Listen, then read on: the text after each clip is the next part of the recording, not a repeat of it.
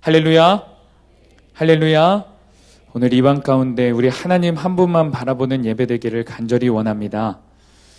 오늘날 우리가 살아가는 시대를 쓰리고 시대라고 말합니다. 고스톱에서 말하는 쓰리고가 아니라 숫자 3을 영어로 말할 때 사용하는 쓰리와 속이 쓰리다 할 때 그 쓰리를 합쳐서 만든 합성어입니다. 고통 속의 청년들, 고단한 장년들, 고독한 노년들, 이렇게 해서 쓰리고 시대다라고 말하는 겁니다. 우리가 살아가는 이 시대는 과학기술과 문명이 발달되었다고 말은 하나 행복과 만족이 더 없어진 시대를 살고 있습니다. 육체의 질병은 치료법도 개발되고 좋은 약들도 보급되어서 평균 수명은 증가하였으나 전혀 고칠 수 없는 마음의 질병들은 더 깊어지고 더 많아진 안타까운 시대를 우리는 살아가고 있습니다. 그러나 사랑하는 여러분, 우리 그리스도인들은 이 안타까운 시대와 맞서 싸우는 사람들입니다.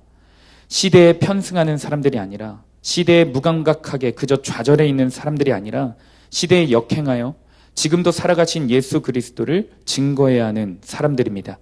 하나님은 우리 모두를요, 이 안타깝고 어두운 시대 가운데 사용하시기 위해 우리를 먼저 만나주신 겁니다.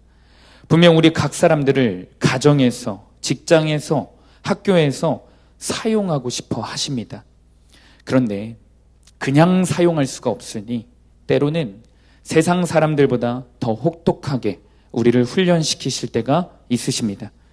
아라비아 지역은 예로부터 세계 최고의 명마를 길러내는 것으로 유명했습니다. 이 지역 사람들은 말을 훈련시킬 때 독특한 피리 소리로 주인의 명령에 순종하도록 훈련시킨다고 합니다. 그리고 특히 왕이나 귀족들이 타는 말은 더 엄선된 훈련을 통해 선별된다고 합니다. 먼저 피리 소리를 듣고 따르는 말들을 마구간에 가둡니다. 그리고 3일 동안 식량과 물을 주지 않는다고 해요. 3일 정도 지나면 말들은 가만히 있질 못할 정도의 육체의 고통과 정신이 힘든 상태가 됩니다. 그 상황에서 이 조련사들이 말들을 오아시스로 데려갑니다. 그리고 말들은 고삐를 놓자마자 물가를 향해 전속력으로 달려가는데 이 상황에서 피리를 불어 말의 반응을 살펴봅니다. 만약 말들이 피리 소리와 상관없이 물로 달려간다면 그런 말은 귀족과 왕에게 사용되지 못하고 탈락입니다. 그리고 그 극한의 상황 가운데 피리 소리를 듣고 멈추는 말은 귀족들에게 사용되는 거죠. 그런데 그 중에서도 왕에게 사용되는 말은 또 다릅니다. 정말 탁월한 명만은 단순히 피리 소리를 듣고 물 앞에 멈춰 서 있는 것뿐만 아니라 피리 소리를 듣고 다시 주인이 있는 곳으로 돌아온다고 합니다. 그리고 그 말은 결국에 왕에게 쓰임받는 말이 되는 거예요. 여러분, 이 세상에서 가장 높고 이 세상에서 가장 위대하신 우리 하나님께서 저와 여러분을 가정 가운데, 직장 가운데, 이 어두운 시대 가운데 명마로 사용하고 싶어 하십니다. 하나님은 우리가 연약하고 넘어질 때마다 매정하게 탈락시키는 게 아니라 어떻게든 훈련시키시고 또 훈련시키셔서 우리를 명마로 길러내고 싶어 하시는 분입니다. 그래서 하나님은 오늘도 우리 삶 가운데 다양한 훈련들을 허락하십니다. 저는 오늘 마태복음 말씀을 통해 우리를 사용하고 싶어 하시는 하나님, 그 하나님께서 과연 우리 삶에 어떤 훈련들을 시켜나가시는지 살펴보고자 합니다. 때로는 그 훈련이 고통스럽고 고단하고 고독할지라도 말씀을 통해 다시 한번 하나님이 나를 복음의 통로로 사용하고 싶어 하셔서 이런 훈련을 시키시는구나, 이 사실을 깨닫고 새 힘을 얻어 훈련을 잘 감당하는 저와 여러분이 되기를 간절히 축복합니다. 오늘 첫 번째 메시지는 다음과 같습니다. 물러갈 때가 있고 비로소의 때가 있습니다. 오늘 보면 12절 말씀 우리 한 목소리로 합독하겠습니다. 시작! 예수께서 요한이 잡혔음을 들으시고 갈릴리로 물러가셨다가, 예수님께서 오늘 본문에 세례 요한이 잡혔다는 소식을 듣습니다. 당시 세례 요한을 투옥시킨 헤롯 안티파스 왕은 악명이 높은 왕이었습니다.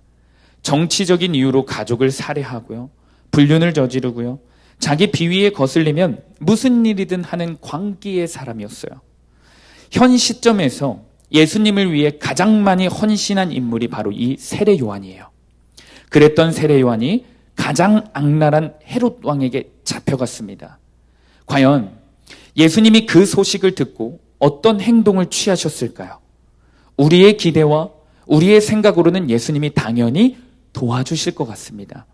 그런데 이상하게 예수님께서는 도와주시는 게 아니라 오히려 한 걸음 물러가 계시는 행보를 보이십니다.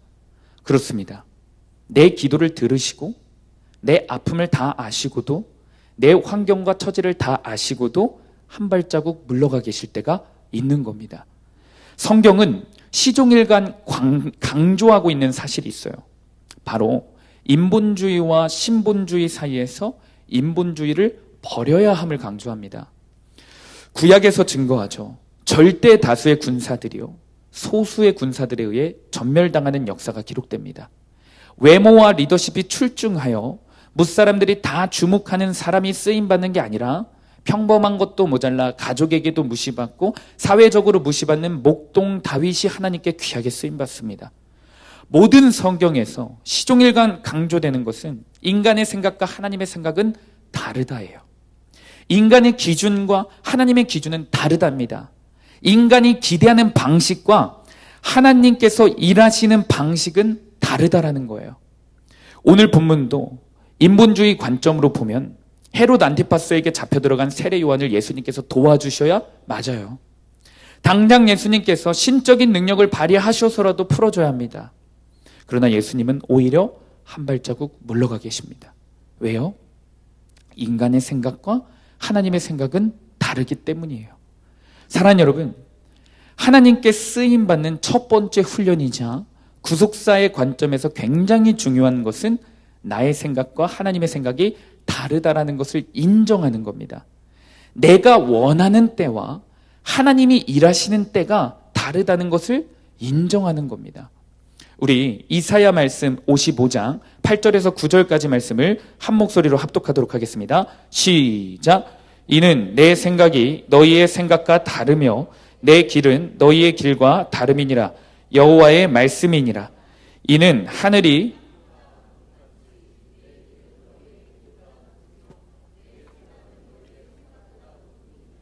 아멘. C.S. 루이스는 순전한 기독교라는 책을 통해 이런 질문을 던집니다. 보통 엄마 자궁에 있는 아기들에게 선택권과 자유가 있다면 과연 이 아기는 어떤 선택을 할까? 자궁에서 나올까? 자궁 계속 머물러 있을까? 여러분의 생각은 어떠십니까? 대부분의 아기들은 따뜻하고 안전한 자궁 속에 머무는 쪽을 선택할 겁니다. 아기 입장에서는 자궁이야말로 가장 안전한 곳이기 때문이에요. 그러나 정말 아기에게 선택권이 주어지고 자유가 주어져서 그대로 자궁 안에 머무는 선택을 한다면 아기는 어떻게 되죠? 반드시 죽게 되어 있습니다. 우리의 인생은 사실 내 선택대로, 내 생각대로, 내 마음대로 되지 않는 것이 생명이자 은혜일 때가 많습니다. 아기 입장에서는 편안한 자궁을 나와야 되는 일이 죽도록 고통스러운 일이지만 그것이 생명을 얻는 일이었습니다. 하나님의 때, 하나님이 일하시는 방법은 지나고 보면 한치의 오차도 없이 정확합니다. 그런데 내가 그 고통의 순간 속에서, 그 답답함의 순간 속에서 그저 인정이 되지 않을 뿐이죠. 저는 어려서부터 저희 아버지의 구원과 저희 아버지가 가정으로 돌아오시기를 그 회복을 위해서 기도했습니다. 교회는 열심히 다니셨지만 아버지가 세상의 유혹에는 더 열심히셨어요. 그 아버지께서 저희 가정으로 돌아오고 하나님께로 돌아오기를 어려서부터 어머니와 철야를 하면서 기도했습니다. 그런데 제가 어렸을 때는 구속사를 잘 모르니 아버지가 하나님께로 돌아오기를 원하는 그 때와 방법을 굉장히 세속적으로 구했던 것 같아요. 당시에 유행하는 간증들처럼 좀 멋있게 기적처럼 아버지가 좀 돌아왔으면 좋겠다, 이런 마음이 있었던 것 같습니다. 하나님의 구속사를 신뢰하는 게 아니라요. 그래서 늘 변하지 않는 아빠를 보면서 답답했었어요. 여전한 아빠를 교만하게 가르치고요, 제가 고치려고 했었습니다. 그런데 결국에 저희 아버지는 구속사의 관점으로 하나님 앞에 어떻게 돌아오게 되셨냐, 어떻게 가정으로 돌아오게 되셨냐면 결정적으로는요, 하나님이 아버지를 쫄딱 망하게 하시는 사건 때문에 돌아왔습니다. 저희 아버지는 신재생에너지를 만드는 친환경 기업의 상무이사셨어요. 승진을 하시면서 연봉도 높아지시고 회사에서 좋은 차도 줬습니다. 또 한 번은 제가 학창시절에 학교에서 조별과제가 있었는데 아버지의 회사가 친환경 기업이라서 아버지의 회사로 발표를 한 적이 있어요. 그때 친구들과 함께 아버지의 회사에 가서 아버지의 밑에 있는 직원들이 이런저런 설명들을 해주는데 제가 친구들 앞에서 어깨가 으쓱 올라가더라고요. 그때만큼은 아버지에게 어려서부터 받은 상처들이 다 사라지는 기분이었습니다. 사람이 참 간사한 것 같아요. 그런데 그렇게 나름대로 세상에서 승승장구하시는 아버지가 제가 신학교를 열심히 다니는 그 시절에 어려움이 찾아오십니다. 아버지 회사가 급격하게 힘들어지셨어요. 그러나 제가 군대를 갈 때쯤 아버지의 회사가 결국 다른 회사에 매각이 되어버려요. 그리고 제가 군대를 입대하게 되었고 제가 첫 번째 휴가를 나올 때 아버지는 매각된 회사에서 권고사직을 받게 되십니다. 그리고 다음 휴가 때는요, 집에서 혼자 외롭게 실직자로 계시더라고요. 그리고 1년 넘게 실직 상태로 계시다가 제가 군대를 전역하고 복학할 때는 가장을 책임지셔야 하니까 주유소에서 먹고 마시면서 하루 종일 아르바이트 하시는 삶을 사셨습니다. 저는 군대에서도 신학교에서도 사실은 믿음 있는 척을 했어요. 환경에, 고난에 안 흔들리는 척 했으나 사실 그때 또다시 하나님을 원망했습니다. 어린 시절의 경제적인 고난으로도 모자라. 그리고 우리 가정이 경제적으로 좀 회복되니까 아버지의 외도의 고난이 찾아오지 않나. 그리고 그게 좀 뭔가 회복될 것 같으니까 또다시 경제의 고난. 진짜 내 인생은, 우리 가정은 고난의 연속이다. 내 인생은 왜 그럴까? 이런 생각을 했었습니다. 그런데 하루는 제가 아버지의 모습이 너무 안타깝기도 했고 또 힘든 순간에 그래도 신학생인데 전도사인데 아들이 힘이 되어보고 싶은 마음에 아버지가 일하시는 주유소에 가서 함께 밥을 먹고 아버지가 묵고 있는 그 주유소 2층에 허름한 숙소가 있으셨어요. 그 숙소에서 같이 잠을 잔 적이 있습니다. 그런데 저는 정말 꿈에도 몰랐는데 그날 밤이 제가 지금까지 품고 있었던 모든 원망이 감사로 변하는 기적이 되는 그 시간이 될 거라고는 꿈에도 몰랐어요. 그런데 아버지가 그날 밤 제게 어떤 이야기를 하셨냐? 아버지는 신앙적인 부분에 있어서 제가 어려서부터 워낙 교만하게 가르치고 아버지를 혼냈으니까 위축되셔서 먼저 신앙의 이야기를 해보신 적이 없으신 분입니다. 그런데 그날은 눈가가 촉촉해지신 상태로 이렇게 말씀을 하시는 거예요. 주유소 알바를 하시면서 사실 너무 힘들고 자존심이 너무 상하신다라는 거예요. 그리고 무엇보다 엄마와 저와 누나한테 미안하다라는 거죠. 그런데 그렇게 버티시면서 아르바이트를 하고 있는데 유난히 그날따라 더 힘드셨대요. 그런데 아니나 다를까 나이도 아빠보다 훨씬 어린 젊은 30대 청년이 좋은 차를 끌고 와서 태도가 너무 불량하더래요. 그리고 결국 그 계산을 하는데 창문을 다 내리는 것도 아니고 아주 조금 내리고 손가락만 살짝 내밀어서 카드를 이렇게 던지다시피 했다라는 거예요. 그런데 그 사건 가운데서 아버지가 지금까지 갑자기 문득 이런 생각이 들으셨대요. 지금까지 아버지가 세상에서 형통했을 때 좋은 음식을 대접받고 접대 골프를 받으시고 수많은 음식점과 여러 가게들에서 아버지가 교만하고 거만하게 했던 모든 삶이 생각이 나시더래요. 하나님이 은혜를 주셔서 그 자리에 올라갔었는데 그것에 감사하지 못하고 은혜를 기억도 못하고 자기 잘난 맛으로 살아오셨던 그 순간들이 정말 회개된다고 그런 고백을 하시는 겁니다. 제가 살면서 아버지 입술에서 이런 신앙적인 고백을 정말 처음 들어본 날이었어요. 제가 이 고백을 듣는데 어찌나 부끄러웠던지요. 경제적 고난을 또 원망하고 있는 제 자신이 너무나도 부끄러웠어요. 아버지가 무능하다고 생각하는 그 자신이 너무나도 부끄럽습니다. 신학생이 되어서도 전도사가 되어서도 또다시 아버지를 원망하고 더 나아가 하나님을 원망하는 제 자신을 회개하는 밤이 되었습니다. 그리고 저는 이 아버지의 고백을 통해 다시 한번 돌아보니 우리 가족에게 또다시 찾아온 이 경제적 고난이 아니라 다시 한번 우리의 가정에 주신 하나님의 아름다운 선물이었구나라는 것을 믿게 되었습니다. 사랑하는 여러분, 하나님의 생각과 하나님의 일하심은요, 나의 생각과 나의 기대와는 전혀 다를 수 있습니다. 내가 예상치 못했던 타이밍에, 내가 오히려 원망하고 있었던 그 순간에 하나님은 여전히 일하고 계십니다. 한 발 물러가 계신 것 같은 그 순간에서도 하나님은 준비하고 계십니다. 그러니 우리는 당장 나의 환경과 상황이 하나님이 한 발 물러가 계신 것 같을 그때에도 하나님을 신뢰하는 법을 말씀을 통해 배우고 훈련받아야 할 줄로 믿습니다.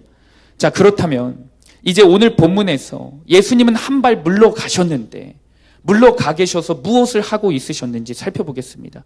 오늘 본문 13절에서 16절까지 말씀입니다. 저와 여러분들이 합독하도록 하겠습니다. 시작. 나사렛을 떠나 스불론과 납달리 지경 해변에 있는 가버나움에 가서 사시니 이루려 하심이라 일렀으되 스불론 땅과 납달리 땅과 요단강 저편 해변길과 이방의 갈릴리요 앉은 백성이 큰 빛을 보았고 사망의 땅과 그늘에 앉은 자들에게 빛이 빛이었도다 하였느니라. 아멘. 예수님은 세례 요한이 잡혔다는 소식을 듣고 더 먼 곳으로 가셨어요. 더 궁핍하고 더 가난한 땅으로 가셨습니다. 그리고 그곳에서 무엇을 하셨냐?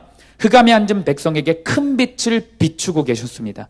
사망의 땅과 사망의 그늘에 앉은 자들에게 빛을 비추러 가신 겁니다. 이게 무엇을 의미하냐?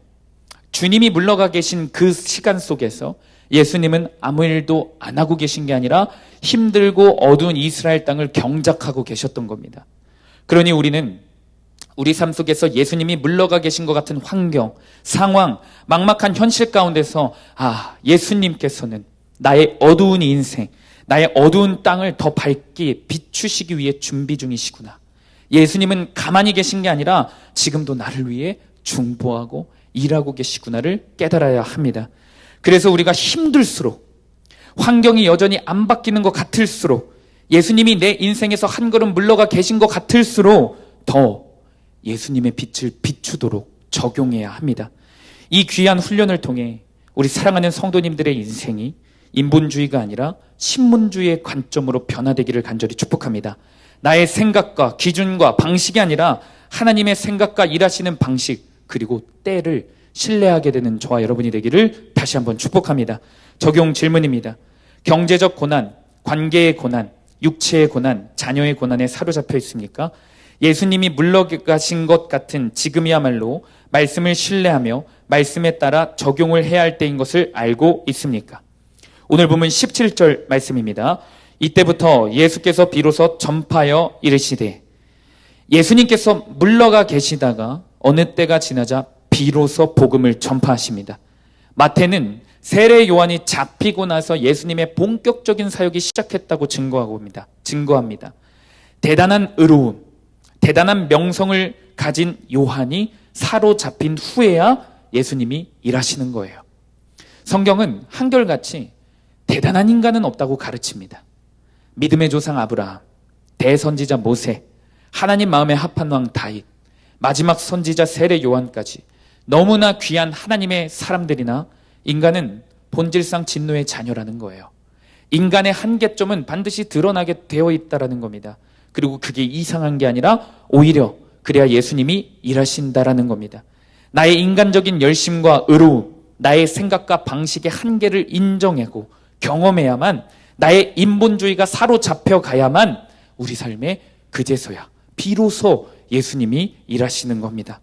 그 완벽해 보이는 마지막 선지자 요한은 마태복음 11장에 보면 오실 그이가 당신이 오니까 우리가 다른 일을 기다리오리까 하면서 옥에 갇혀 있을 때 예수님을 의심하는 장면이 기록됩니다. 이게 무엇을 의미합니까? 세례 요한도 한계가 있는 죄인이라는 거예요. 그러니 세례 요한에게도 잡혀가야 할 때가 있는 겁니다. 사랑하는 여러분, 우리 교회가 이전에 비해서 예수님을 더욱더 바르게 믿고 있고 큐티하고 제자훈련 통해서 많은 귀한 변화들이 있는 것은 사실이지만 그것이 너무나 감사한 제목이지만 여전히 우리는 긴장감을 늦춰서는 안 됩니다. 내 힘으로, 내 지혜로, 내 경험으로 내 열심이 또다시 살아나 교만할 수 있는 죄인이 우리입니다. 나의 한계를 그러니 오늘도 말씀을 통해 인정해야 합니다. 나의 한계를 오늘 또 사건을 통해 직면해야 우리가 삽니다. 나의 연약함과 한계를 오늘도 인정하고 내가 잡혀있는 환경과 사건에 순종하면 예수님이 그때 일을 하십니다. 간절히 바라기는 내가 물러나야, 내가 무너져야 또 자초처럼 올라오는 내 방법과 방식, 내 생각이 오늘도 무너져야만 주님이 일하신다는 사실을 깨닫기를 축복합니다. 두 번째 메시지입니다. 듣기 힘든 말을 듣고 하기 힘든 말을 해야 할 때를 훈련시키십니다. 우리 오늘 보면 17절 말씀 한 목소리로 읽어보겠습니다. 시작. 이때부터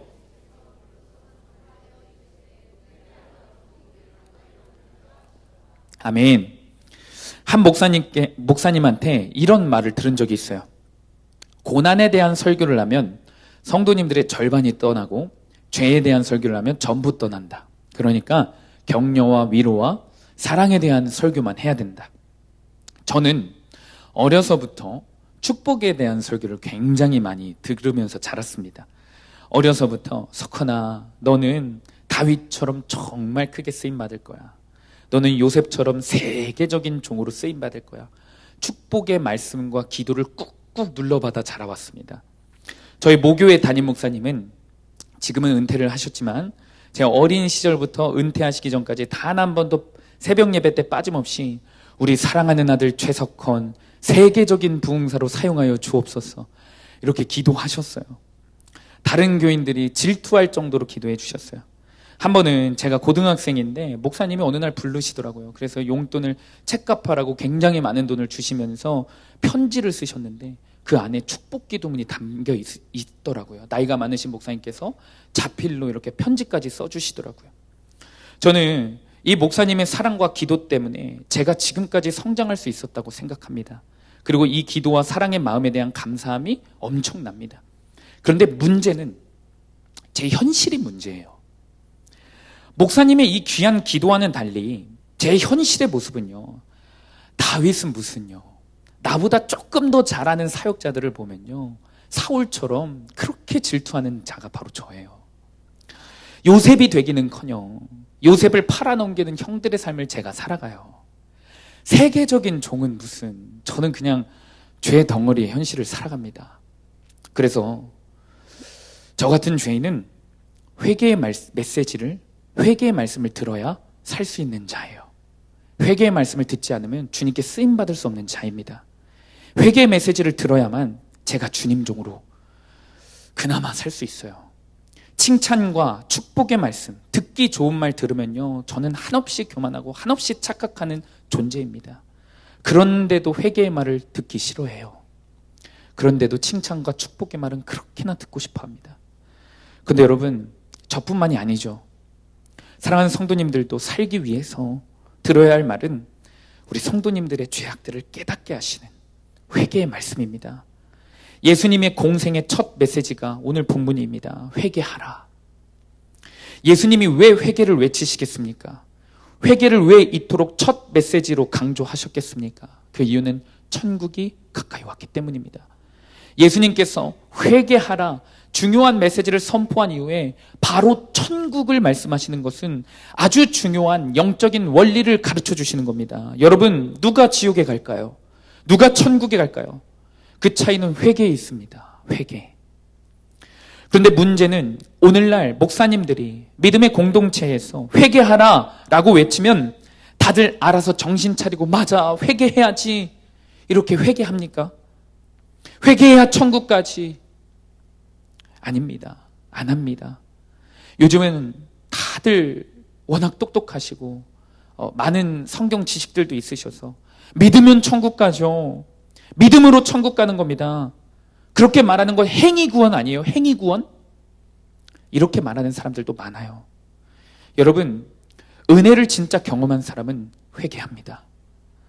기독교 역사상 가장 행위보다 믿음을 강조한 두 축의 신학자들이 있어요. 마틴 루터와 칼빈입니다. 그런데 마틴 루터는 성도의 전생애가 회개의 삶이 되어야 한다라고. 그 95개조 반박문 첫 번째 명제의 제시예요. 그리고 칼빈은 기독교 강요에서 회개에 대해서 이렇게 강조합니다. 그러므로 우리가 그리스도 안에 거하기 위해서는 평생토록 회개 자체를 위하여 힘써야 하며 우리 자신을 회개에 헌신해야 하며 끝까지 회개하기를 추구해야 한다. 우리는 평생토록 회개해야 합니다. 아멘이십니까? 그리고 거기에서 끝나면 안 돼요. 평생토록 회개하고 회개의 메시지를요, 예수님을 믿지 않는 사람들에게 선포해야 할 의무가 있는 사람들입니다. 내가 먼저 회개하고 회개의 말씀을 또 전해야 하는 통로가 되어야 합니다. 자, 그런데 우리가 회개의 메시지를 전하려면 저만 전하는 게 아니라 우리 사랑하는 성도님들도 회개의 메시지를 세상 가운데 믿지 않는 영혼들에게 전해야 됩니다. 그런데 회개의 메시지를 전하려면요, 그 누구라도요 설득할 수 있는 삶이 되어야 합니다.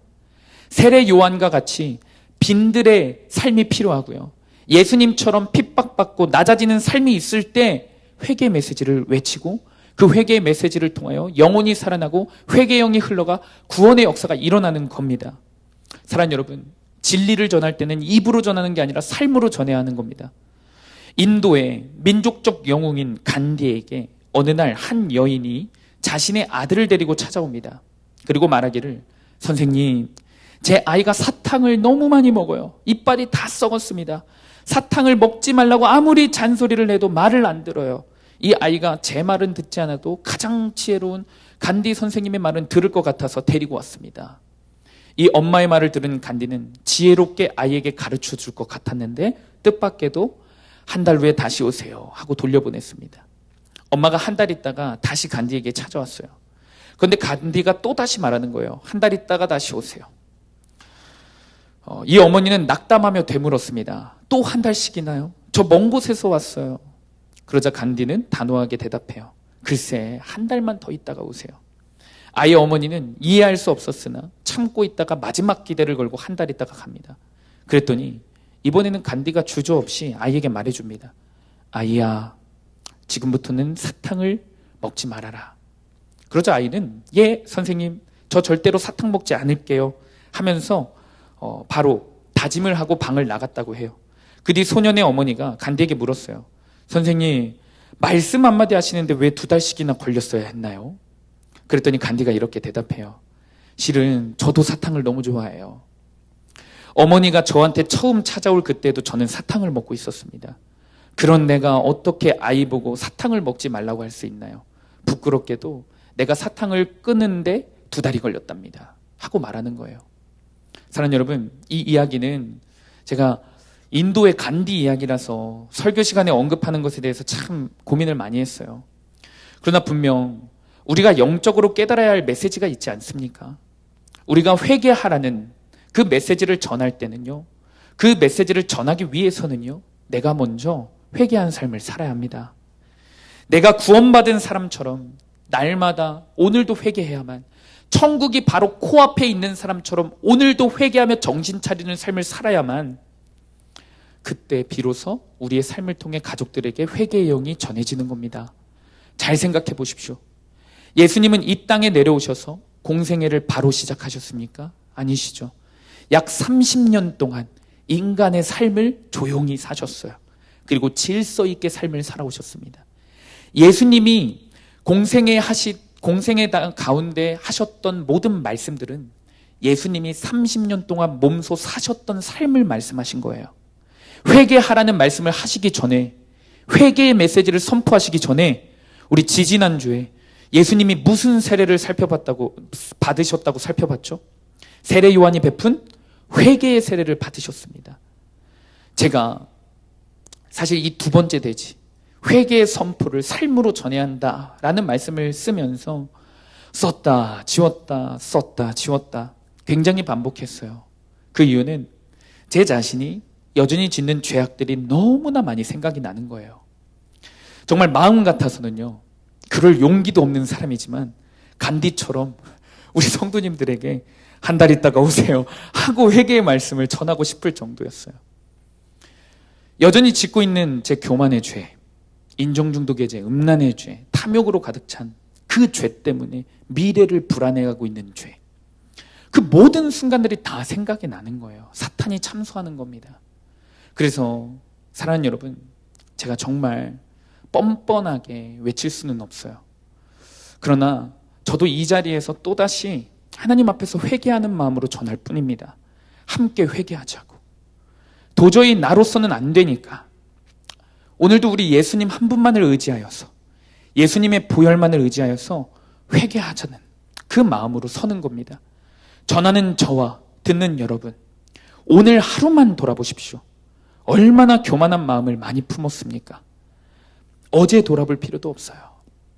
오늘 하루만 봐도 사람 미워하는 마음, 사람을 무시하고 하대하는 마음, 아니면 질투하고 시기하는 마음, 힘들어하는 지체가 분명히 내 눈에 보임에도 나만 생각하느라 무관심한 모습, 상황과 환경을 하나님께 원망하는 모습, 예배 시간에조차 이런 생각 저런 생각으로 하나님의 말씀을 가볍게 여기는 모습 없으셨습니까?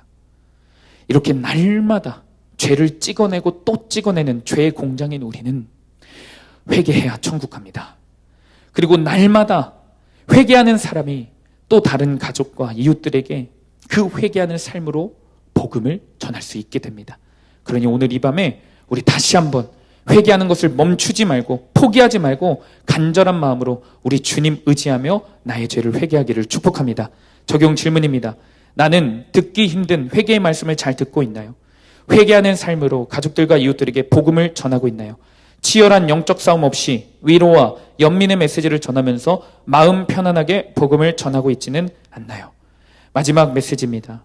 함께 제자로 부르셨음을 기억해야 합니다. 우리 오늘 본문 18절에서 22절까지의 말씀 합독하도록 하겠습니다. 갈릴리 해변에 다니시다가 두 형제 곧 베드로라 하는 시몬과 그의 형제 안드레가 바다에 금을 던지는 것을 보시니 그들은 어부라. 말씀하시되 나를 따라오라. 내가 너희를 사람을 낚는 어부가 되게 하리라 하시니 그들이 곧 그물을 버려두고 예수를 따르니라. 거기서 더 가시다가 다른 두 형제 곧 세베대의 아들 야고보와 그의 형제 요한이 그의 아버지 세베대와 함께 배에서 금을 깁는 것을 보시고 부르시니 그들이 곧 배와 아버지를 버려두고 예수를 따르니라. 아멘. 예수님은 회개의 메시지를 전파하시고 나서 다음에 무엇을 하셨냐? 제자들을 한 공동체로 불러 모으셨습니다. 그리고 그 제자 공동체와 함께 다니시면서 병들고 소외된 자들에게 찾아가서 그들을 치유하십니다. 우리의 인생도 이와 같아요.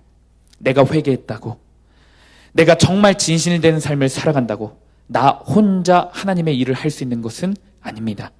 함께 부름받은 제자들과 함께 주님을 따라서 주의 일을 감당해야 합니다. 가족 구원도 이웃 구원도 나 혼자의 몫이 아닙니다. 함께 나누고 함께 기도하고 함께 동역하며 감당해야 합니다. 예수님은 많은 사람들 중에 생각해보면 특출한 능력이 있고 비상한 사람들보다는 평범한 사람들을 부르셨어요. 그리고 평범한 삶의 터전에서 부르셨습니다. 화려하지 않고 큰 결실은 없었지만 최선을 다해 바다를 향해 그물을 던지고 있는 어부들을 부르셨고, 마태복음을 쓴 마태도 세리로서 세관에 앉아 있을 때 부르셨습니다. 구약에서 다윗도 양치기로 일하고 있을 때 부르셨어요. 능력의 선지자 엘리야 있죠. 엘리야보다 갑절의 능력으로 사역한 엘리사 선지자가 언제 어디서 부름받습니까? 평범한 농부로서 밭을 갈고 있을 때 하나님께 부름받습니다. 어부, 세리, 목동, 농부는 사람들이 선망하고 존경하고 그럴싸한 직업이 아니죠. 예수님이 제자로 부르시는 사람들은 그래서 직업이 무엇인지 상관이 없는 거예요. 자라온 배경, 가문 중요하지 않습니다. 그런데 여러분, 문제는 무엇인지 아십니까? 저와 여러분이 문제예요. 우리는 누구와 함께 하고 싶어 하십니까? 우리는 누구와 함께 동역하고 싶어 합니까? 또 우리는 내가 어떤 사람의 모습이 되어 쓰임받고 싶어 합니까? 화려하고 존경받고 능력 있는 사람들과 함께 하고 싶어 해요. 그리고 나 자신도 그런 사람이 되고 싶어 하죠. 내 자식도 그런 사람이 되었으면 좋겠습니다. 아니면 적어도 나와 성향이 맞고 나와 말이 통하는 그런 사람들과 함께 하고 싶어 해요. 신앙생활도 직장생활도 모든 영역에서요. 여러분, 그런데 예수님은 저와 여러분이 예수님과 잘 맞았기 때문에 제자로 불러주셨습니까? 예수님은 저와 여러분이 예수님과 말이 좀 통하고 예수님과 성향이 좀 맞고 쓰실만해서 우리를 교회로 부르신 게 아니지 않습니까? 도저히 함께할 수 없는 죄인들을, 수준이 맞지 않는 천한 죄인들을 용서하시며 사랑하시며 용납하시며 우리를 이 자리로 부르시지 않으셨습니까? 그런데 우리가 도대체 뭐라고 예수님이 부르시고 사랑하시는 사람을 내 기준으로, 내 성향으로 가리며 살아갑니까? 도대체 내가 뭐라고 주님이 함께 부르신 공동체 사람들의 인생을 평가합니까? 한 번은 한 학생과 상담을 하는데 자기 주변에 예수님 안 믿는 친구가 교회 다니는 사람들을 이런 식으로 비하했다라는 거예요. 속상해서 말하는 겁니다. 교회 다니는 사람들은 다 상처가 많고 사회나 가정에서 실패하고 결핍이 있는 사람들이 그 교회 가서 정신 승리하는 곳 아니야? 라고 비하했다라는 겁니다. 이 사실을 듣고 기분은 나빴지만 사실 반은 맞고 반은 틀려요. 상처 많고 결핍이 많고 죄 많은 이 세상 가운데서 빚지고 원통하고 환난당한 자들이 오는 곳이 교회입니다.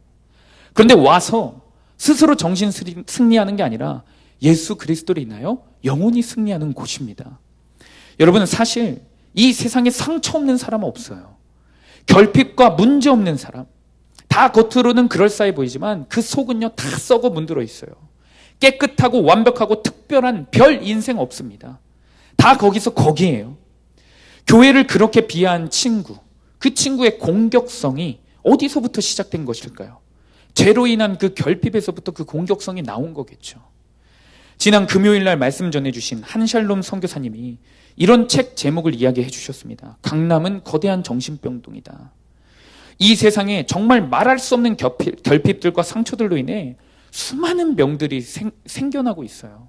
과대망상, 피해망상, 알코올 중독, 마약 중독, 노름 중독, 쇼핑 중독, 채팅 중독, 동호회 및 모임 중독, 그러면서 의처증, 의부증, 병적인 게으름, 병적인 교양, 병적인 열심, 경쟁, 수많은 병들이 생겨나고 있는 이 시대가 우리가 살아가는 시대예요. 그런데 안타깝게도 이 모든 원인이 마음의 공허함, 영혼의 공허함, 결국엔 죄로부터 시작되는데 예수 그리스도를 사람들이 찾지를 않습니다. 교양 있는 척하면서, 건강한 척하면서, 쿨한 척하면서, 여유 있는 척하면서, 배운 척하면서, 상처와 결핍과 인생의 문제가 없는 척하면서 예수 그리스도를 찾지 않아요. 그리고 하나님께 나와 도움을 구하는 자들, 울며 불며 자신의 문제와 상처를 토로하는 자들을 미련한 취급하죠. 나약한 인간 취급을 합니다. 인간은 원래 미련하고 나약한 존재인데 말입니다. 그래서 예수님이 우리 가운데 찾아오셨는데 말입니다. 그런데 여러분, 좀 전에 예수님 안 믿는 학생이 교회 다니는 사람들을 나약하고 무시하는 발언을 한 것은 사실 이 친구가 예수님을 만난 적도 없고 안 믿으니까 이런 말 충분히 할 수 있다고 생각합니다. 그런데 제가 사역을 하면서 충격적인 사실로 느끼는 것은 교회를 다니면서 예수님을 믿는 집사님, 예수님을 믿는 권사님, 예수님을 믿는 장로님들 중에서 교회 다니는 사람들 다 정신이 좀 이상한 것 같아. 어디 부족한 사람들만 모아놓은 것 같아. 믿음의 공동체 식구들을 은근히 무시하는 경우를 너무 많이 봅니다. 그리고 가르치고 훈계하면 했지 동역하고 연합할 생각은 안 해요. 자기 자신은 저 상처 많고 부족한 인생과는 다르고 상처가 있을지라도 아픔이 있을지라도 부지런하게 살면서 사회적 지위나 능력으로 극복했다고 착각합니다. 저렇게 고난 가운데서 힘들어하고 있는 답답한 인간들이랑은 자기는 다르다라며 교만을 버리지 못하며 교회 안에 있는 사람들이 많아요. 근데 여러분, 죄송하지만 구속사의 관점에서 이런 사람들이 가장 불쌍한 사람들입니다. 교회를 다니면서 자기는 예수님이 필요 없다고 외치는 것과 같아요. 예수님의 몸된 성전에 와서 세상의 기준으로 사람의 인생을 평가하는 인생이 얼마나 안타까운 인생입니까? 예수님이 세우신 교회는 원래 빚지고 원통하고 환난당하는 자들이 모여 자신들의 인생을 주님께 맡기는 곳입니다. 삶에서 병든 자들이 모여 영혼의 의사이시자 구원자이신 예수 그리스도께 치료받으러 나오는 곳이 맞습니다. 그리고 단 한 사람도 자격이 있어서 의롭고 특별해서 예수님을 만난 게 아닙니다. 예수님이 그저 저와 여러분들 한 사람 한 사람들을, 아무런 자격 없고 아무런 능력 없는 한 사람 한 사람들을 은혜로 십자가 앞에 불러 모아주신 거예요. 주님이 우리를 사용하시기 위해 세 번째로 훈련시키는 것은 함께 동역하고 함께 연합하고 함께 영혼 구원을 위해 힘쓰는 일입니다. 그것을 깨닫기 위해서는 우리가 별 특별한 인생 없다, 별 잘나고 별 못난 인생 없다, 모두 똑같은 죄인, 은혜로 부름받은 자들이다, 이것을 깨달아야 합니다. 가족 구원, 이웃 구원, 나 혼자의 몫이 아닙니다. 나 홀로의 싸움이 아니에요. 연약하고 자격 없는 사람들끼리 함께 마음을 모아 감당해야 할 우리 모두의 공동 사명입니다. 주님은 제자들을 함께 불러 모으셨어요. 한 자리로, 한 사명으로, 한 성령으로 불러 모으셨습니다. 그러니 우리는 잘나고 못남 내려놔야 돼요. 성향이 맞고 안 맞고 따지지 말아야 됩니다. 예수님을 같이 바라보며 함께 살아가야 합니다. 각자 도생하는 것은 절대 기독교가 아닙니다. 말씀을 정리합니다. 서론에서 이야기한 것처럼 이 시대는 쓰리고 시대예요. 고통 속에서 신음하는 다음 세대가 있습니다. 현실이라는 고단한 삶을 살아가는 우리 장년 세대가 있습니다. 평생 수고하고도 고독한 인생을 쓸쓸하게 살아가는 우리 노년 세대가 각자의 자리에서 아파하고 신음하고 있어요. 이 시대 가운데 우리 모두가 함께 부름받은 교회가, 모든 성도가 연합하여서 시대와 맞서 싸워야 합니다. 예수님의 심정으로 다음 세대의 불안을 치유하고, 예수님의 능력으로 현실을 통과하고, 예수님의 사랑으로 노년을 보살펴야 합니다. 간절히 바라기는 오늘 말씀을 통해 우리가 더욱 한 성령 안에서 하나가 되는 영적 공동체가 되기를 축복합니다. 오늘 우리가 붙들고 기도할 말씀은 마태복음 4장 12절 17절 말씀입니다. 예수께서 요한이 잡혔음을 들으시고 갈릴리로 물러가셨다가 이때부터 예수께서 비로소 전파하여 이르시되 회개하라, 천국이 가까이 왔느니라 하시더라. 세례 요한이 사로잡힌 소식을 듣고도 한 발 물러가 계신 예수님의 모습 가운데 우리의 아픔과 슬픔 그리고 상처를 다 아시고도 한 발 물러가 가실 때가 있음을 기억합니다. 경제적인 고난, 관계의 고난, 육체의 고난, 자녀의 고난에 사로잡혀가 고통스럽고 고단하고 고독할지라도 구속사의 말씀을 신뢰하며 우리 주님을 신뢰하며 내게 주어진 삶의 자리에서 예수님의 빛을 비추는 자가 되어야 함을 기억합니다. 주님, 그러나 제가 그러지 못했습니다. 늘 상황과 환경 그리고 내 탐욕에 이끌려 원망만 하고 비교의식과 피의식에 가득 차 왜 주님이 물러가 계시냐고, 왜 주님도 저 사람도 환경도 내 뜻대로 되는 게 하나도 없냐고 원망했었습니다.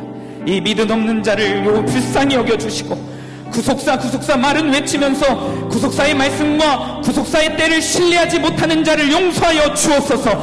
이제는 세속의 기준을 내려놓고 인본주의를 내려놓고 고난도 사건도 관계도 신본주의의 관점으로 믿음으로 살아가는 적용과 눈부림이 있게 하여 주옵소서. 그래요, 내가 우리 주님과 더 가까이 친밀하게 동행하는 복된 삶을 살아가는 예배자들이 되게 하여 주옵소서.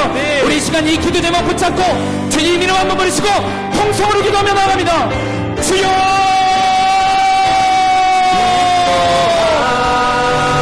주여,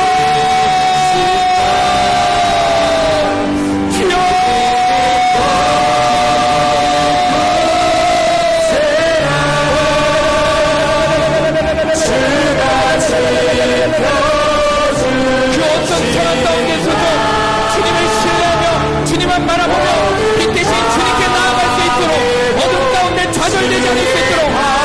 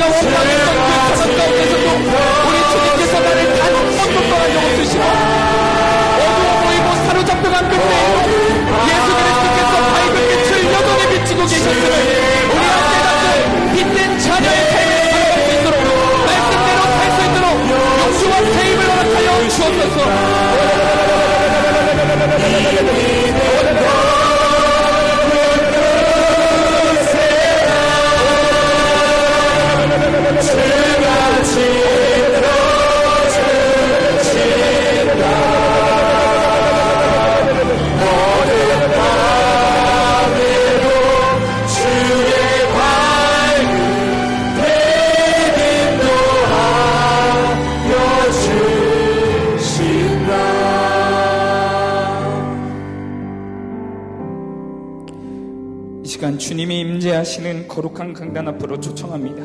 갈급한 심정으로 주님 앞에 가까이 나와 기도하시기를 원하시는 분들은 강단 앞으로 나와서 기도하시기 바랍니다. 기도 제목이 있으신 분은 뒤에 기도 카드를 작성하셔서 나오시면 목사님께서 안수해서 기도해 주십니다. 오늘 우리가 다시 한번 붙들고 기도할 말씀은 마태복음 4장 21절에서 22절까지 말씀입니다. 거기서 더 가시다가 다른 두 형제 곧 세베대 아들 야고보와 그의 형제 요한이 그의 아버지 세베대와 함께 배에서 금을 깁는 것을 보시고 부르시니 그들이 곧 배와 아버지를 버려두고 예수를 따르니라. 이 시간 고통스럽고 고단하고 고독한 이 세상 가운데 나 혼자 부름받은 게 아니라 함께 그리스도인으로 부름받았음을, 함께 훈련받아 주님께 믿음의 공동체 모두가 쓰임받아야 함을 기억하며 기도합니다. 아멘. 거룩하신 주님, 믿음의 공동체로 불러주시고 아무 쓸데없는 자들, 아무 자격 없는 자들 한 사람 한 사람을 은혜로 불러주셨음에도 불구하고 여전히 사람을 볼 때 은혜가 아닌 세상의 기준으로 보고 있는 우리를 불쌍히 여겨 주옵소서. 아멘. 겉모습과 세상의 능력과 사람의 능력을 우상 삼고 나와 잘 맞고 내 말을 잘 듣고 나를 인정해주고 내게 좋은 말만 해주는 사람만 동역자라 여기고 나보다 떨어지고 나보다 잘난 사람들은 무시하고 질투했던 그 죄를 용서하여 주옵소서. 아멘. 악한 시대 가운데 혼자 싸우는 것이 아니라 가족 구원도 이웃의 구원도 내 인생의 모든 어려운 문제들도 이제는 주님이 허락하신 제자 공동체와 함께 나누며 함께 싸우며 나아가는 동역함의 은혜를 허락하여 주옵소서. 아멘. 이 시간 특별히 주님의 몸된 교회인 수암교회를 위해 기도합니다.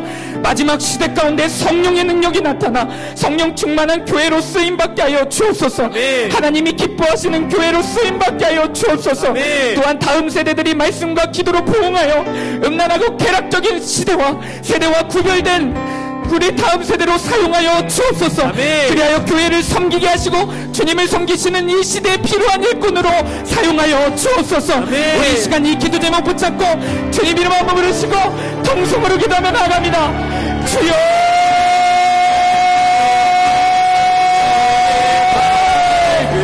한 성령 안에서 부름받았음을 기억하게 하여 주시옵소서. 오직 주님 한 분만 머리 삼고 우리 모두가 팔과 발이 되어 주님이 위한 교회가 되게 하시고 주님의 의한 교회가 되게 하시고 주님의 움직이라는 곳에 함께 움직일 수 있도록 서로와 몸을 짊어지고 주님께 나아갈 수 있도록 주여 인도하여 주시옵소서.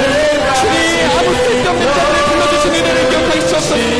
아무 자격 없는 자들 한 사람 한 사람들을 은혜로 불러주셨음에도 불구하고 여전히 주님 내가 잘났어, 내가 노력해서, 내가 의로워서, 내가 열심히 있어서 다른 이들을 무시하며 다른 이들을 판단하고 다른 이들을 평가하며 동역함의 의미를 모르는 이런 불쌍하고 비참한 자들을 불쌍히 여기셔서 성령 안에서 연합되어져서 한 회개의 영으로 뭉쳐져서 주님이 쓰임받는, 주님이 쓰시기 편한 부부들이 될 수 있도록 인도하여 주옵소서. 주님의 몸된 수양교회를 사용하여 주옵소서. 다음